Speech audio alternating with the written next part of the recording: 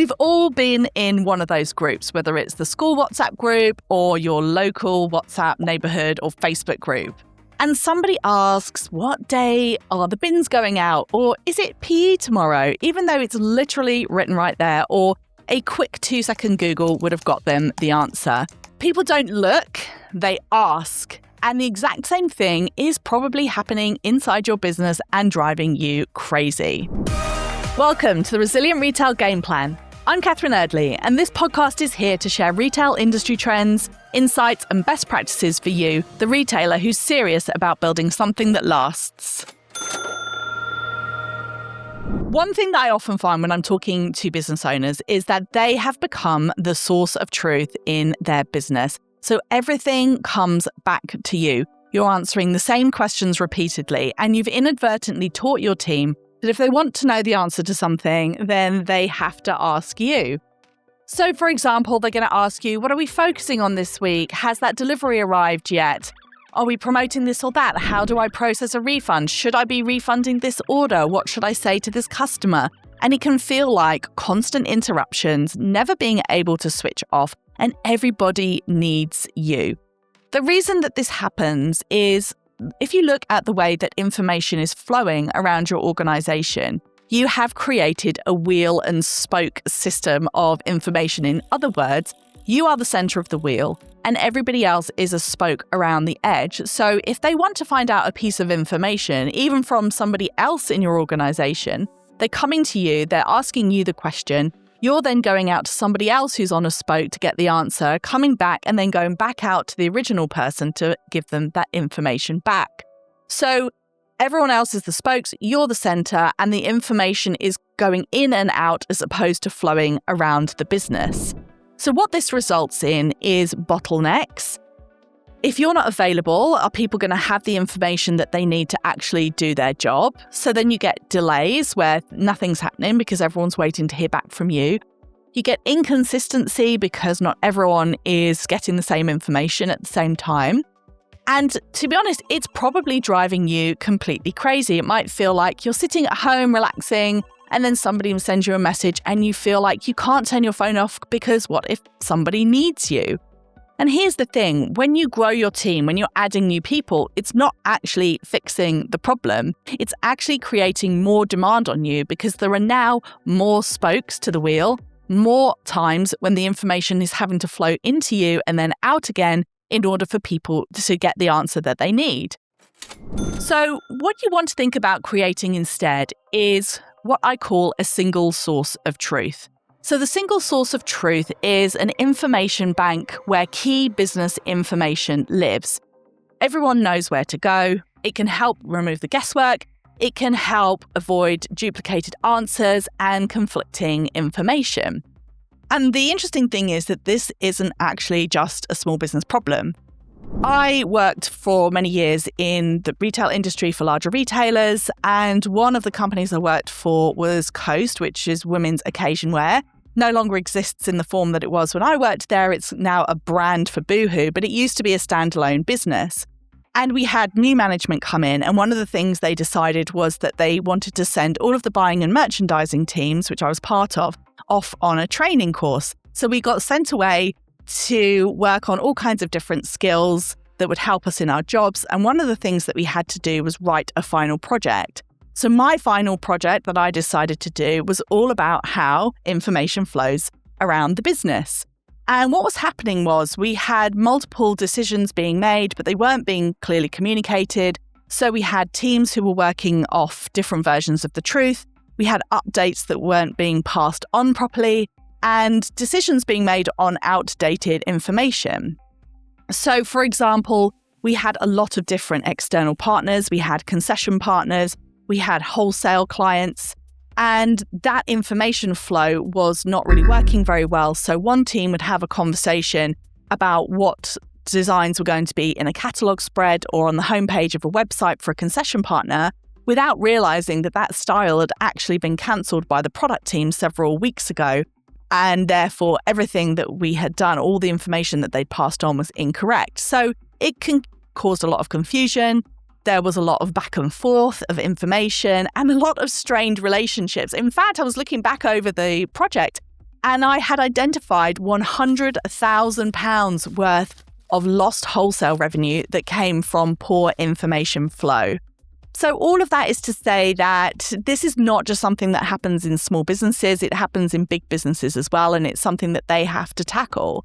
And you might not lose £100,000 in one go, but you will see it in missed sales, wrong stock decisions, poor timing, and wasted effort, and also in your own frustration levels. So it's not just really about being organized, it's more about thinking about how the information is flowing around the business and whether or not you yourself have become the bottleneck.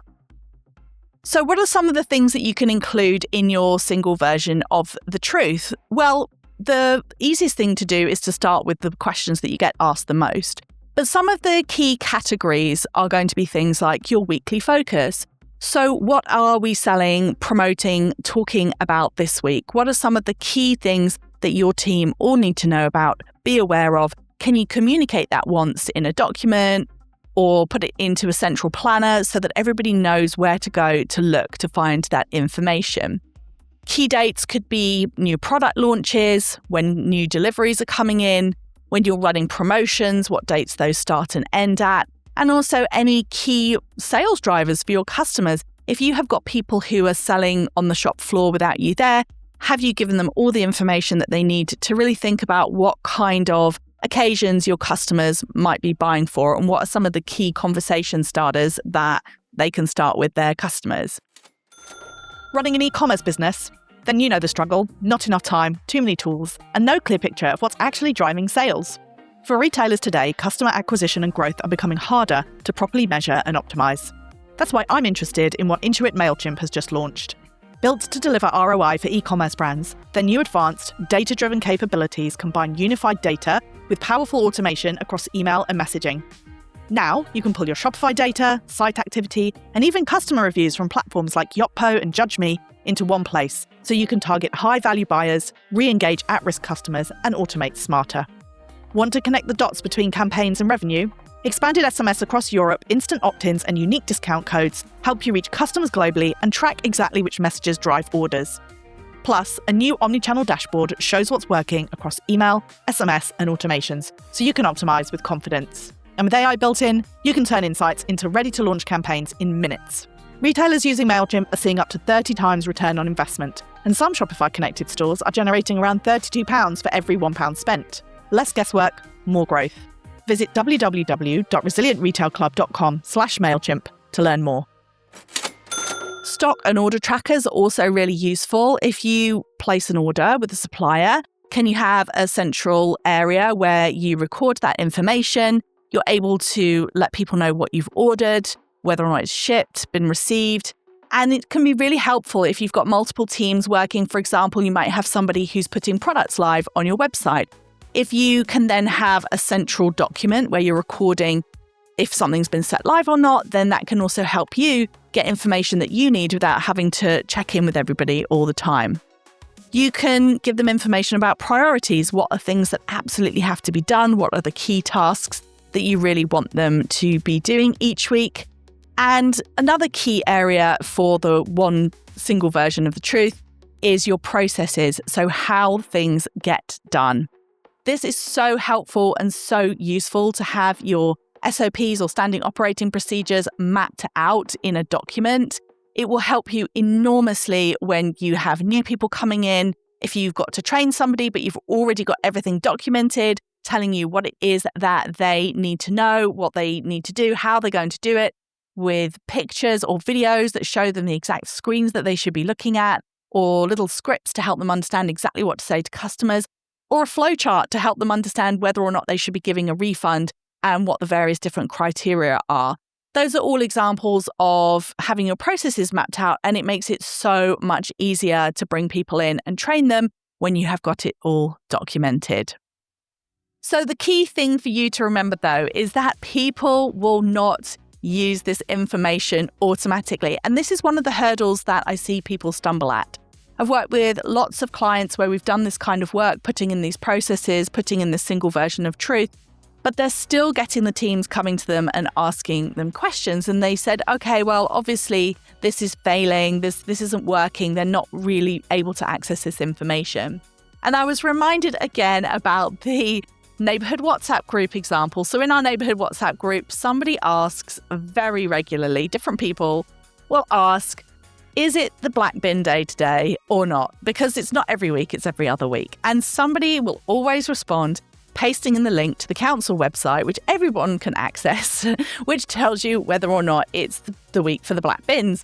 And does anybody ever actually just think to themselves, oh, maybe I'll Google that or look it up on the council website instead of asking the question? And the answer is no, because it's the path of least resistance. They feel more confident because they can ask somebody and they're not going to go and get that information. So you might have seen this as well. This is the absolute classic in the parents' WhatsApp group, if you're in any of those, where again, what are the kids wearing to school tomorrow? The information's there. They could get it, but for whatever reason, whether it's a confidence thing or just it's the easiest way to do it, they're not going to actually go and get that information. It's human nature. So your team will do this too. You could put in a lot of effort and a lot of time setting up all of these documents.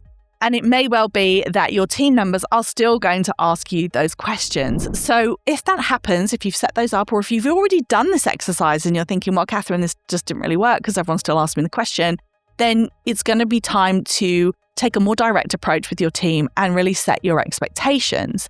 It's not just a document. It's not just a repository for all of the information in your business. It's actually a new way of working. Can you get people together in a team meeting or have one-on-one conversations with them where you explain to them, this is where the information lives, and I actually won't be answering questions in the nicest possible way until you can tell me that you've checked this documentation. And if it's not there, then ask. So the first question should be asking themselves, do I know where to find this information? Yes. Okay. Have I checked this information? Yes. Okay. Am I still not sure? Okay. Now I can ask the business owner. But you definitely want to be making it clear to them that you're not going to be entertaining the questions if the information is already available. So make sure you've walked them through it. Obviously, make sure you're showing them where things are, how to use it. Give them examples. This is where you find this week's focus. This is where you check the deliveries. This is where you find the flowchart for what to do if a customer comes in asking for a refund. This is where you find the documentation that tells you how to dispatch an order. Make sure that they know where this is, but then after a while, you have to put the emphasis back on them. They have to be able to self-serve with that information. Make sure you're repeating that and make sure that you're reinforcing it. So this is really the key thing, is holding the line. When it does happen, instead of answering, redirect them. Say, have you checked the planner? Have you checked the tracker? Have a look and come back if you can't find it. Yes, it feels slower initially, but most people will get the point sooner or later. And hopefully it will help create independence, because nobody likes being micromanaged. Nobody, generally speaking, people prefer the feeling of being independent and self-serving. So why not encourage them to stand on their own two legs and to find the information that they need? And it can help then reduce the constant interruptions, the reliance on you, and then the accidental micromanagement, because that's the thing. As a business owner, you may find yourself having to check in with people and ask them questions if they haven't then recorded that information somewhere easy for you to access. So you should get people asking you fewer questions, doing things quicker. You should get them taking more ownership, and also you should be able to have some visibility of what's happening without having to be involved in everything and without having to send endless checking in messages. In terms of where to start, it can feel really overwhelming. It can feel like a really big job. And certainly something like mapping out your processes is something that can take some time. So my suggestion is start small and start with, what do you get the most questions on? What is the number one most commonly asked question that you get from your team? Start there. Is it going to be about this week's focus? Or maybe that's something that you end up telling them the most. You feel like you're constantly having to remind people about something.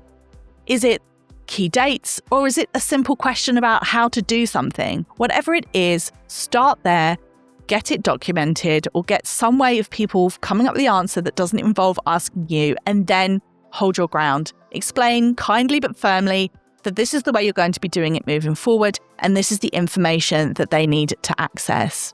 Because if everything is living in your head, then your business depends entirely on you. It makes it harder for you to take time out. It makes it harder for you to have downtime. It makes it harder for almost everything to happen because it just feels like you're the middle of this wheel, and the more people you bring in, the more spokes you have around you.